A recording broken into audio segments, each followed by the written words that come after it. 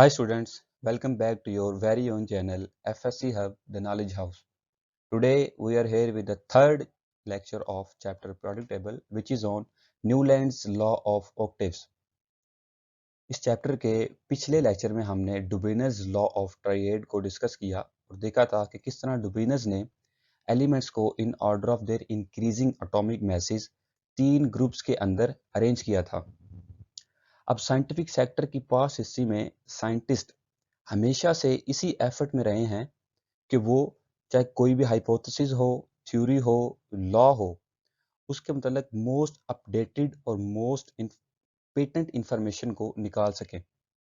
अब अगर हम डुबीनर्स के लॉ को की बात करें तो डुबीनर्स ने एक हाइपोथेसिस दी थी that the elements of central elements has atomic mass which is of average of first and third. ठीक है, लेकिन इसका जो हाइपोथेसिस है वो नाइट्रोजन फैमिली में फेल कर गया, तो हम डुबीनर के लॉ को मोस्ट अपडेटेड और मोस्ट पेटेंट नहीं कह सकते थे। तो डुबीनर के लॉ के ठीक 35 साल के बाद in 1864 British chemist John Newlands ने केमिकल एलिमेंट्स की अरेंजमेंट को अपडेट किया।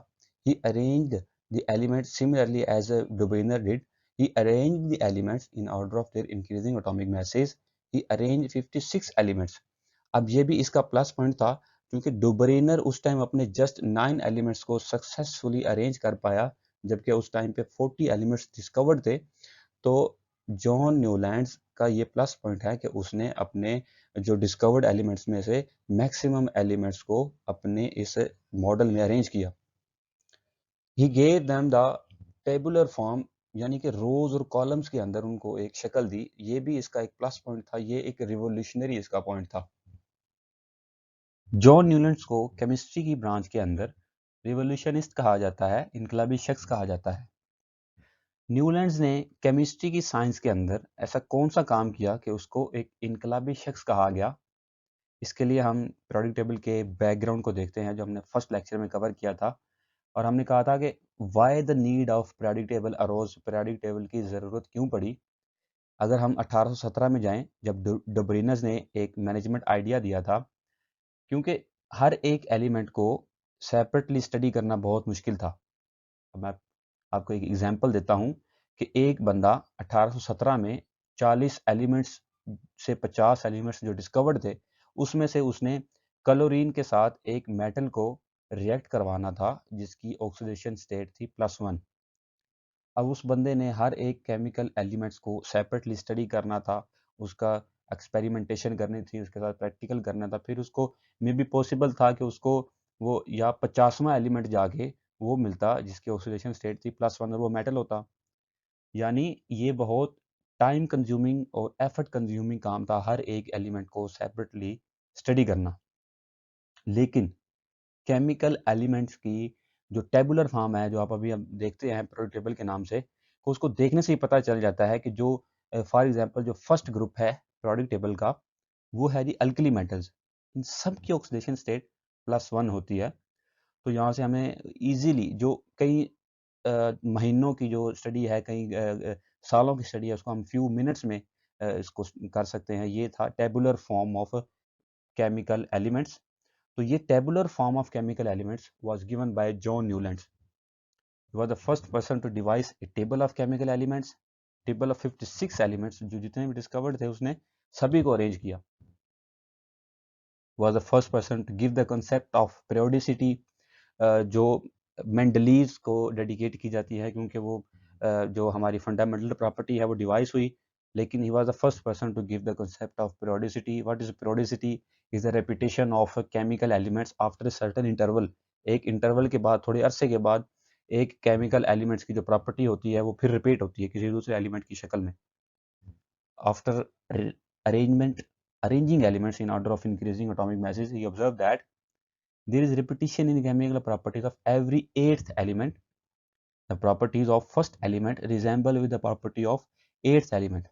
अगर आप यहाँ पे देखें तो हाइड्रोजन को अगर एक साइड पे करेंगे, स्पेशल केस है, लिथियम से आप स्टार्ट करें तो सोडियम तक जो फर्स्ट एलिमेंट लिथियम ले तो एट एलिमेंट बन रहा है जी सोडियम।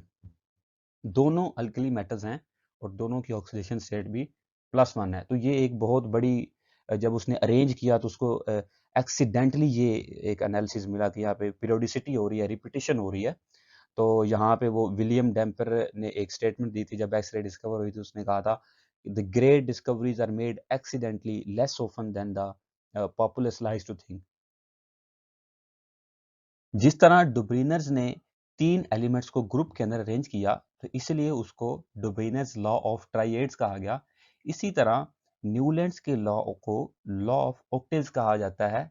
वो क्यों कहा जाता है? क्योंकि न्यूलैंड्स ने जब देखा कि केमिकल एलिमेंट्स को अरेंज करने के बाद फर्स्ट एलिमेंट की प्रॉपर्टीज एट्थ एलिमेंट के साथ रिजेंबल कर रही हैं, तो उसको ऑक्टेव्स की याद आई। ऑक्टेव्स क्या है? म्यूजिकल स्केल है जिसे हम सुर कहते हैं, 7 सुर कहते हैं। आपने अगर हम इंडियन लिटरेचर की बात करें तो आपने नुसरत फतेह अली खान साहब को ये कहते हुए, ये उनकी जो आवाज थी वो उनमें सुना होगा, सारे गामा पाधा निसा। अब देखें तो सा है वो फर्स्ट है और वो 8 में जाकर फिर रिपीट हो रहा है। अगर आप वेस्टर्न लिटरेचर में बात करें तो उसमें है जी डोरेमी फासो लाती डो। डो फर्स्ट में है, फिर वो जाके 8 में रिपीट हो रहा है। तो इसको जब उसने अपने एलिमेंट्स के साथ देखा कि रेपिटेशन, तो इसलिए उसको ऑक्टेव्स का याद आया और उसने इस लॉ को न्यूलैंड्स लॉ ऑफ ऑक्टेव्स का नाम दिया। इसी तरह केमिकल एलिमेंट्स की प्रॉपर्टीज भी फर्स्ट की 8 के साथ रिपीट हो रही थी, यानी रिसेंबल कर रही थी। अब जिस तरह डुब्रीनर्स लॉ के अंदर लिमिटेशंस आई और साइंटिस्ट को अपडेट करने का मौका मिला, इसी तरह न्यूलैंड्स के लॉ के अंदर भी लिमिटेशंस निकली। न्यूलैंड्स ने ये अजम्पशन दी, उसने कहा कि जो 56 एलिमेंट्स उसने अरेंज किए हैं उसके बाद नेचर में कोई एलिमेंट्स एग्जिस्ट ही नहीं करेगा, ना करता है। उसकी अजम्पशन जो उसने कहा कि फर्स्ट एलिमेंट की प्रॉपर्टीज 8 के साथ मैच करती हैं, वो कैल्शियम के बाद फॉल कर गई, लैग कर गई। अगर आप इसके टेबुलर फॉर्म में देखें, थर्ड ग्रुप जो ग्रीन कलर में है वहां पे थर्ड नंबर पे कैल्शियम। आप कैल्शियम को फर्स्ट एलिमेंट कंसीडर करें और आगे मूव करें। Calcium, zinc, strontium, cadmium, barium, lead, boron, aluminium और क्रोमियम। कैल्शियम को फर्स्ट एलिमेंट और उसका एट्थ एलिमेंट जो उसकी रेपिटेशन होनी चाहिए थी वो है क्रोमियम। तो उसके अजम्पशन के अकॉर्डिंग इनकी प्रॉपर्टीज सेम होनी चाहिए, लेकिन कैल्शियम एक अल्कली अर्थ मेटल है, उसकी ऑक्सीडेशन स्टेट है +2, और क्रोमियम है ट्रांजिशन मेटल, इसकी ऑक्सीडेशन स्टेट +3 और +6 के दरमियान ट्रांजिट करती है। मतलब इन दोनों की प्रॉपर्टीज डिफरेंट हैं। तो न्यूलैंड्स का लॉ यहाँ पे उसकी जो हाइपोथेसिस थी, स्टेटमेंट थी, वो लैग कर गई। न्यूलैंड्स की जो अरेंजमेंट थी उसमें कोबाल्ट और निकल की पोजीशन को एक ही जगह पे रखा गया, जो कि नहीं होना चाहिए था, डिफरेंट होना चाहिए था। ये भी इसकी एक लिमिटेशन है। न्यूलैंड्स की एक और असम्पशन फेल कर गई जब 1892 के अंदर नोबल गैसेस की डिस्कवरी हुई और उनकी अरेंजमेंट के बाद रिपीटिशन भी, पीरियोडिसिटी भी लैग कर गई। तो ये थी जी न्यूलैंड्स लॉ ऑफ ऑक्टेव्स की लिमिटेशंस। और यानी इसमें लिमिटेशंस निकलने का मतलब ये था कि इस लॉ के अंदर अपडेट चाहिए थी, इस लॉ के अंदर अपडेट आना ज़रूरी हो गई। अब साइंटिस्ट को मौका मिल गया कि एक और लॉ बनाया जाए, थ्योरी दी जाए, जो कि most acceptable form I periodic table की, जिसे हम आज भी देखते हैं, मेंडलीव्स पीरियोडिक टेबल। तो हम अगले लेक्चर में डिस्कस करेंगे। तो ये था जी हमारा न्यूलैंड्स लॉ ऑफ सातसुर। अब तक हम पीरियोडिक टेबल का बैकग्राउंड देख चुके हैं फर्स्ट लेक्चर में। सेकंड लेक्चर में हमने डुब्रीनस लॉ ऑफ ट्राइएड देखा और ये था हमारा न्यूलैंड्स लॉ ऑफ सातसुर। इस लेक्चर का पीडीएफ नीचे लिंक में गिवन है। Kindly like the video, subscribe the channel and share with your friends for more quality content. अब तक हम आपसे इजाज़त चाहते हैं। Thank you so much.